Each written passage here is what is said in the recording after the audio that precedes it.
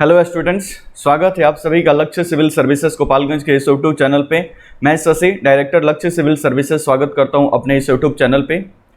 आज के इस लेक्चर के माध्यम से हम विशेष तौर पे चर्चा करेंगे। मतलब लेक्चर का उद्देश्य तो है कॉमनवेल्थ गेम्स के बारे में कुछ बेसिक पॉइंट्स या बेसिक जानकारी आपको प्रदान करना, क्योंकि आपको पता है कि अभी 28 जुलाई से बर्मिंघम इंग्लैंड में ये कॉमनवेल्थ गेम शुरू हो चुके हैं। तो इन्हीं कॉमनवेल्थ गेम के बारे में जो जितना थोड़ा सा इंपॉर्टेंट फैक्ट्स वगैरह है, इन तमाम चीज़ों पे हम बातचीत करेंगे। साथ ही साथ इस लेक्चर के माध्यम से हम आपको ये भी बताने का प्रयास करेंगे कि कॉमनवेल्थ या राष्ट्रमंडल क्या होता है, या राष्ट्रमंडल देशों का समूह किसे कहा जाता है, और इस गेम में कितने कंट्री भाग लेते हैं, इस गेम की शुरुआत कब से हुई और फिर अभी वर्तमान में ये कहाँ पे आयोजित हो रहा है, क्या भारत में इसका कभी आयोजन हो पाया है कि नहीं हो पाया है। इन तमाम इशू पे हम बातचीत करेंगे। साथ ही साथ ये भी बात करेंगे कि भारत के कितने एथलीट्स इस टूर्नामेंट में भाग ले रहे हैं। तो आइए हम अपने लेक्चर को आरंभ करते हैं। सबसे पहले अगर मेरे चैनल पे आप नए हैं तो मैं आपको बता दूं, Lakshya civil services Gopalganj offline classes भी चलती है। तो ऑफलाइन क्लासेस भी आप ज्वाइन कर सकते हैं। किसी भी कॉम्पिटिटिव एग्जाम की तैयारी करते हैं तो हमारे ऑफलाइन क्लासेस को भी आप ज्वाइन कर सकते हैं।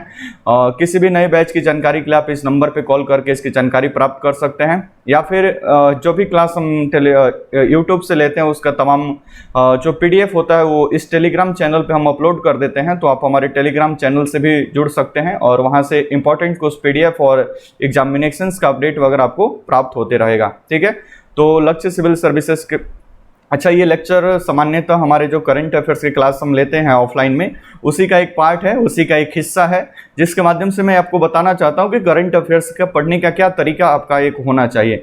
जब भी करंट अफेयर्स के टॉपिक को मैं डील करता हूं तो सबसे पहले उसके बेसिक जहां से वो चीज़ें स्टार्ट हुई है उनको साथ साथ कर लेता हूं, क्योंकि जीके के अंतर्गत आपको पता है कि एक स्टैटिक जीके का भी टॉपिक आता है आपके, मतलब जीके GS के अंतर्गत। तो मैं ये कोशिश करता हूं कि दोनों मतलब एक साथ कंप्लीट हो जाए, आपका स्टैटिक जीके वाला पर्सन भी कंप्लीट हो जाए और करंट अफेयर्स की चीज़ें भी आप अच्छे तरीके से समझ लें। ठीक है, तो आइए हम बातचीत करते हैं। सबसे पहले स्टार्ट करते हैं कॉमनवेल्थ या राष्ट्रमंडल क्या होता है। ठीक है, तो सबसे पहले अगर हम बात करें कॉमनवेल्थ या राष्ट्रमंडल के बारे में, क्या होता है राष्ट्रमंडल या कॉमनवेल्थ।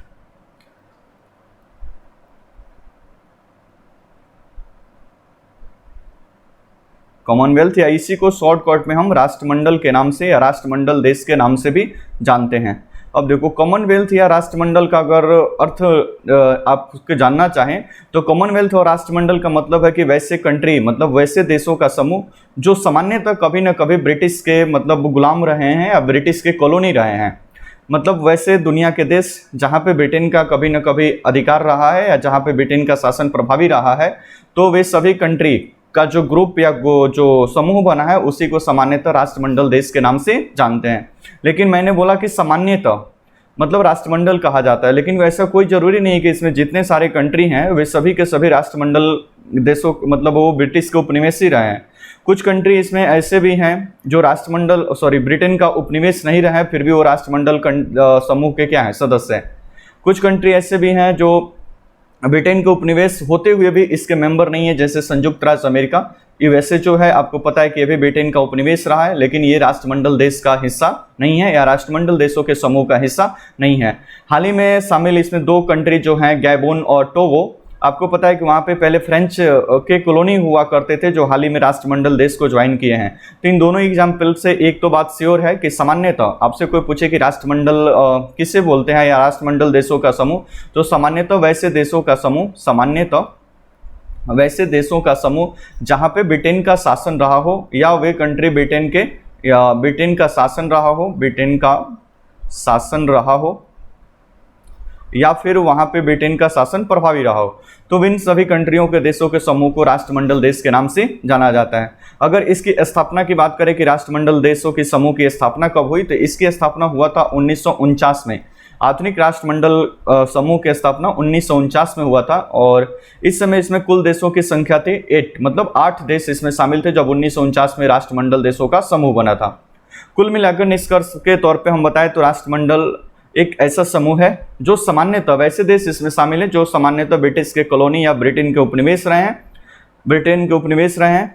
लेकिन ऐसा कोई जरूरी नहीं है, इसमें से कुछ कंट्री ऐसे हैं जो ब्रिटेन के उपनिवेश नहीं भी रहे हैं और एक आध दो कंट्री ऐसे हैं जो ब्रिटेन के उपनिवेश होते हुए भी इसके भाग नहीं है, लेकिन सामान्यतः अगर देखा जाए तो वैसे देश इसमें शामिल है जो ब्रिटेन के उपनिवेश रहे हैं। ठीक है, 1949 में इस कॉमनवेल्थ गेम की कॉमनवेल्थ समूह की स्थापना हुई थी, जो वर्तमान में यानी जिस समय मैं ये लेक्चर रिकॉर्ड कर रहा हूँ 2022 में इनकी संख्या बढ़कर वर्तमान में हो गई है 56।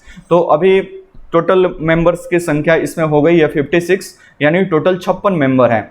ये 55वां और 56वां मेंबर हाल ही में जुड़े हुए हैं, यानी 25 अभी हाल ही में इसका 20 से 25 जून के बीच, यानी 20 से 25 जून के बीच कॉमनवेल्थ समूह का एक मीटिंग हुआ था रवांडा में।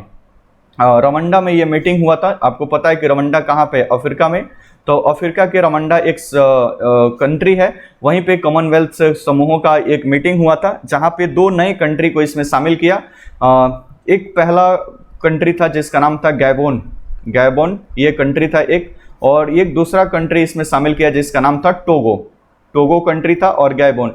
ये दोनों वेस्ट अफ्रीका या अफ्रीका का जो ये आप मानचित्र आप देखते हैं, वो अफ्रीका का मानचित्र जो देखते हैं, अफ्रीका का मानचित्र, तो ये दोनों इधर के कंट्री है। यहाँ पे आपको गैबोन मिल जाएगा और यहीं पे आपको टोगो मिल जाएगा। तो वेस्ट अफ्रीका की ये दोनों कंट्री हैं। हालांकि इन दोनों पे ब्रिटेन के उपनिवेश ये पहले नहीं रहे हैं, यहाँ पे ये फ्रेंच के कॉलोनी रहे हैं, फिर भी ये दोनों कंट्री को इनको 55वें सदस्य के रूप में और इनको 56वें सदस्य के रूप में शामिल किया गया है। तो वर्तमान में अगर राष्ट्रमंडल की बात करें तो इस राष्ट्रमंडल के समूह के अंतर्गत टोटल देशों की संख्या अभी कितनी हो गई है, 56। तो ये तो था कुछ राष्ट्रमंडल के बारे में आपको कुछ बेसिक जानकारी कि कॉमनवेल्थ या राष्ट्रमंडल क्या होता है। ठीक है, अब इस कॉमनवेल्थ या राष्ट्रमंडल देशों के समूहों के द्वारा ही एक विशेष प्रकार का टूर्नामेंट या गेम का एक टूर्नामेंट होता है जिसको सामान्यतः कॉमनवेल्थ गेम के नाम से जाना जाता है। अब इस कॉमनवेल्थ गेम की शुरुआत की अगर बात करें तो 1930 में ये पहला कॉमनवेल्थ गेम खेला गया था।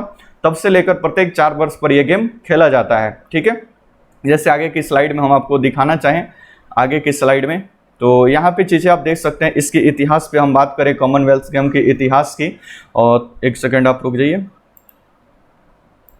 कॉमनवेल्थ के गेम के इतिहास की अगर बात करें कि इतिहास की, तो एस्ली कपूर करके एक प्रथम व्यक्ति थे जिन्होंने सद्भावना को प्रोत्साहन, मतलब सभी राष्ट्रमंडल देशों में सद्भावना को प्रोत्साहन करने के लिए या पूरे ब्रिटिश राज्य के अंदर थोड़ा सा अच्छे से संबंध बनाने के लिए एक खेल कार्यक्रम आयोजित करने का सबसे पहले इन्होंने एक विचार प्रस्तुत किया था जिनका नाम था एस्ले कपूर। फिर 1928 में कनाडा के एक प्रमुख बॉबी रॉबिन्सन ने प्रथम राष्ट्रमंडल खेलों का आयोजन का भार सौंपा गया, और बॉबी रॉबिन्सन को ही राष्ट्रमंडल खेलों का पिता भी कहा जाता है। और ये खेल 1930 ईस्वी में हैमिल्टन शहर ओरेंटियो, मतलब आपको पता है कि कहाँ पे हुआ, कनाडा। तो पहला राष्ट्रमंडल खेल 1930 ईस्वी में हैमिल्टन शहर ओंटारियो में हुआ था, जो कहाँ पे है, कनाडा। तो पहला राष्ट्रमंडल खेल 1930 में कहाँ पे हुआ, 1930 में हुआ कहाँ पे, कनाडा में। ठीक है, तो पहला राष्ट्रमंडल खेल हुआ कनाडा में।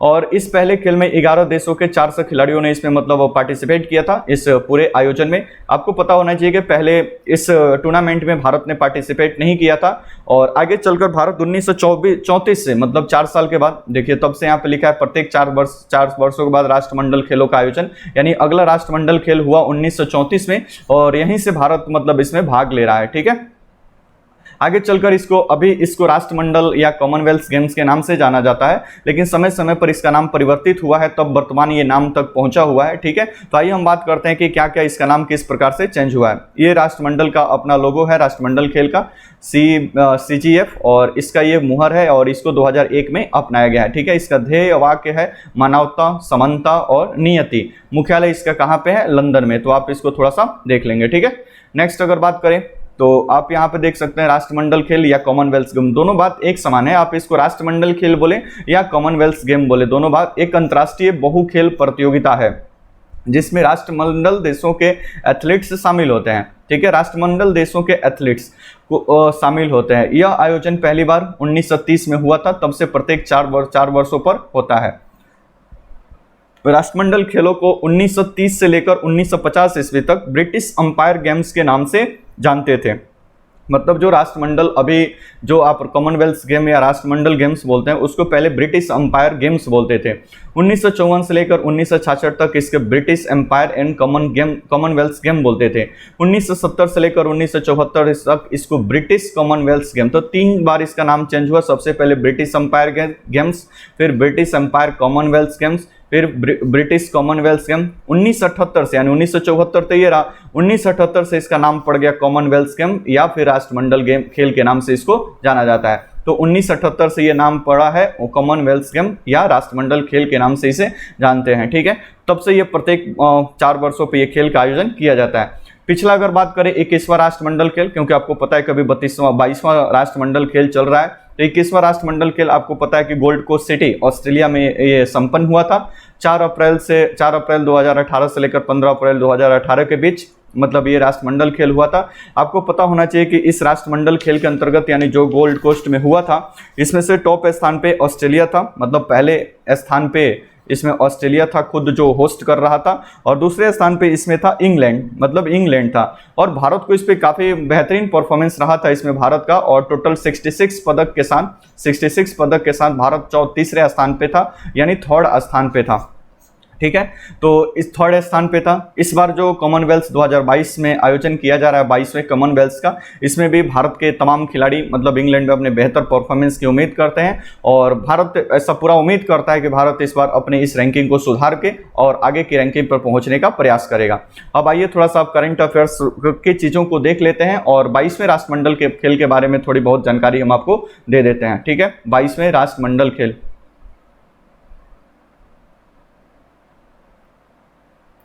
तो 22वें राष्ट्रमंडल खेल की बात करें तो ये 22वें राष्ट्रमंडल खेल ये कहाँ पे हो रहा है, बर्मिंघम इंग्लैंड में ये गेम खेला जा रहा है, ठीक है। 22वां राष्ट्रमंडल खेल ये बर्मिंघम इंग्लैंड में खेला जा रहा है। आपको पता है कि ये तीसरी बार इंग्लैंड में यहाँ पे आयोजन हो रहा है, ये 3rd टाइम इंग्लैंड या मतलब ब्रिटेन में इसका आयोजन हो रहा है। इसके पहले 2 बार इसका आयोजन हो चुका है, एक बार 1934 में खुद दूसरी बार वाला यहाँ पे हुआ था, और इसके बाद एक 2002 में भी यहाँ पे आयोजन हुआ है। तो 1934 और 2002 इंग्लैंड में हुआ था, और ये तीसरी बार इंग्लैंड में इसका आयोजन चल रहा है। तो ये आपका 22वां यानी 20th ये राष्ट्रमंडल खेल है, 22वां राष्ट्रमंडल खेल है, ठीक है। भारत भी इसमें बेहतरीन अपने प्रदर्शन की उम्मीद लगाए हुए हैं। इसकी मोटो की बात करें तो गेम्स फॉर एवरीवन इसका मोटो है। फिर इसका ऑफिशियल मॉस्किटो की बात करें तो प्रे एक प्रकार के बुल है, और उसी को इसका मॉस्किटो बनाया गया है।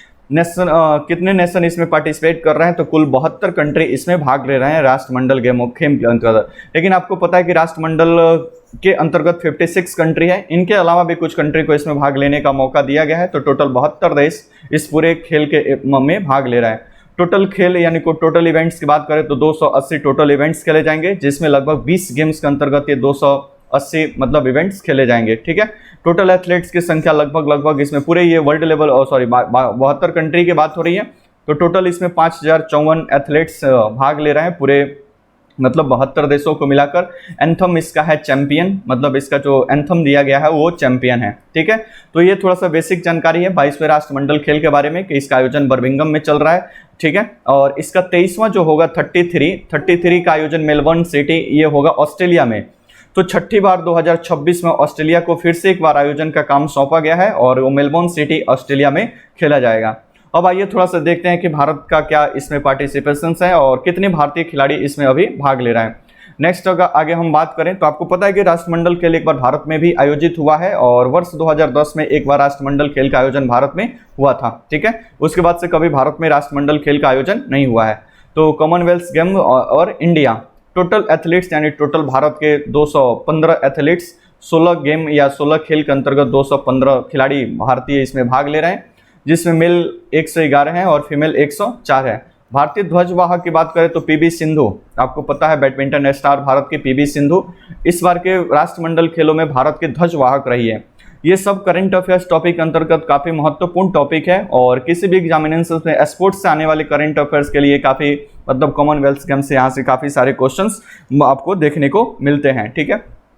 पीवी सिंधु को पहले भारत के ध्वजवाहक के रूप में नीरज चोपड़ा को चुना गया था। आपको पता है कि नीरज चोपड़ा भाला फेंक एक बहुत ही बेहतरीन खिलाड़ी हैं, तो पहले तो नीरज चोपड़ा को इसके लिए चुना गया था मतलब कि ध्वजवाहक के लिए।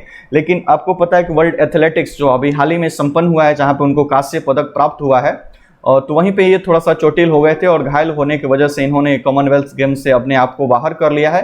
तो फिर इनके स्थान पर जो ध्वजवाहक है वो पीवी सिंधु को बनाया गया है और भारतीय ध्वज को इन्होंने मतलब फहराते हुए और भारत का मतलब आगाज किया वहाँ पे। तो भारत का ध्वजवाहक है पीवी सिंधु, ठीक है। इसके साथ साथ बात करें तो कॉमनवेल्थ गेम के अंतर्गत एक विशेष प्रकार का एक पुरस्कार भी दिया जाता है, जिस पुरस्कार का नाम है डेविड डेक्सन पुरस्कार। डेविड डेक्सन पुरस्कार। तो ये जो डेविड डेक्सन पुरस्कार है ये राष्ट्रमंडल खेलों के अंतर्गत सबसे बेहतरीन परफॉर्मेंस करने वाले खिलाड़ी को डेविड डेक्सन पुरस्कार दिया जाता है। ये डेविड डेक्सन एक सेक्रेटरी हुआ करते थे राष्ट्रमंडल खेलों का, जो लगभग 17 वर्षों तक अपने पद पे रहे थे। फिर उन्हीं के नाम पर इस पुरस्कार की शुरुआत की गई, ठीक है। सबसे बेहतरीन परफॉर्मेंस करने वाले को ये दिया जाता है। अभी तक भारत के एकमात्र खिलाड़ी जिनका नाम है समरेश जंग, जिनका नाम है समरेश जंग, जिनको 2006 में शूटिंग के लिए बेहतरीन परफॉर्मेंस के लिए इनको डेविड डेक्सन पुरस्कार एक बार दिया गया है, ठीक है। तो आपको ये बातें सारी समझ में आ चुकी होगी। कुछ बेसिक पॉइंट हमने इसमें बता दिया गया किस प्रकार से ये तमाम चीज़ें यहाँ पे हैं, ठीक है। करंट अफेयर्स के लिए काफ़ी इंपॉर्टेंट है ये सारे सेगमेंट। अब आगे इसमें आपको अपडेट करना पड़ेगा जब गेम ओवर हो जाएगा, क्योंकि आपको पता है कि 28 जुलाई से लेकर ये 8 अगस्त तक ये पूरे इवेंट्स होने वाले हैं। तो अब लास्ट में हम थोड़ा सा बातचीत कर लेंगे जब ये गेम ओवर हो जाएगा। तो 8 जुलाई को हम देखेंगे उसके बाद कि भारत को इसमें टोटल कितने पदक प्राप्त हुए और क्या क्या कंडीशन हुआ, ठीक है। और फिर इसको डिटेल्स के तौर पर क्लासेस के अंतर्गत जो करंट अफेयर्स की क्लास होगी उसमें भी इसको लिया जा सकता है, ठीक है। तो आई होप कि ये सेशन आपको थोड़ा सा हेल्पफुल होगा और करंट अफेयर्स के साथ साथ कुछ बेसिक बातों को समझने के लिए भी आपके लिए हेल्पफुल होगा, ठीक है। अगर सेशन आपको अच्छा लगे तो इसको लाइक करें और कमेंट में ज़रूर बताएं कि आपको कैसा लगा, क्योंकि फिर कमेंट्स के माध्यम से ही थोड़ा सा ऐसा मनोबल बढ़ता है कि वीडियो वगैरह आपके लिए बनाना चाहिए और ये तमाम चीज़ों पर काम करना चाहिए, ठीक है। और ज़्यादा से ज़्यादा शेयर करें कि बाकी लोगों तक भी ये सूचनाएं पहुंचे, ठीक है। मिलते हैं फिर किसी नेक्स्ट वीडियो में। ओके, थैंक यू, धन्यवाद।